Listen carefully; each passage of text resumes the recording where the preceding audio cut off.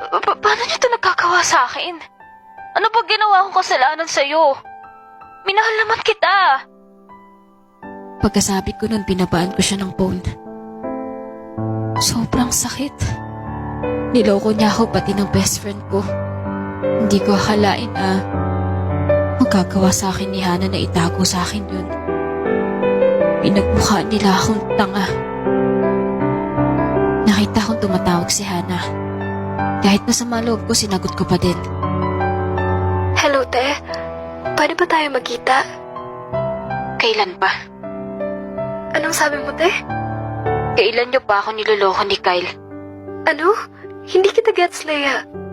Sinabi na sa akin ni Kyle lahat. Ang alin? Bakit hindi mo sinabi sa akin na umamin siya sa'yo? Sinabi niya sa'yo? Kung hindi pa sasabihin sa akin ni Kyle, hindi mo pa sasabihin sa akin?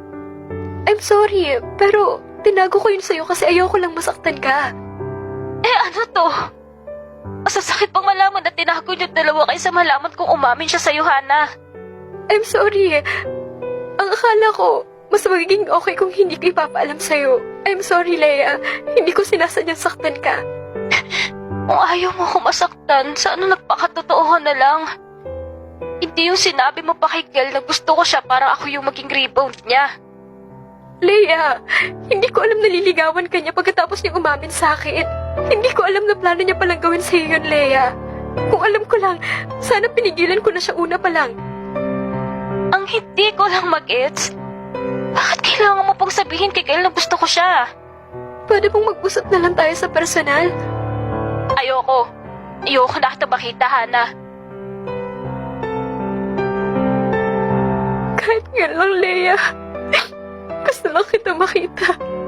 Hindi ko na pinatapos yung sasabihin niya at binaba ko niya yung tawag dahil sa sobrang galit ko sa kanilang dalawa ni Kyle.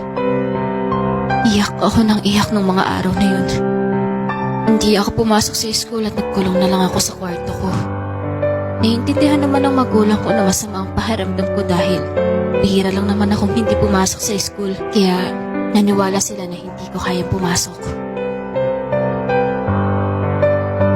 Lumipas ang isang linggo na hindi nagparamdam si Hana. Nagtaka ako noon kasi hindi ko akalain na kaya pala ako tisin ni Hana na hindi niya ako i-chat. Chinat ko na lang si Hana at pinaba yung pride ko.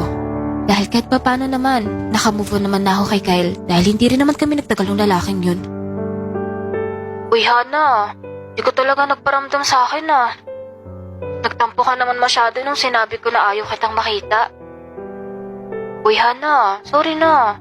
Di ko naman talaga intensyon na sabihin yun eh.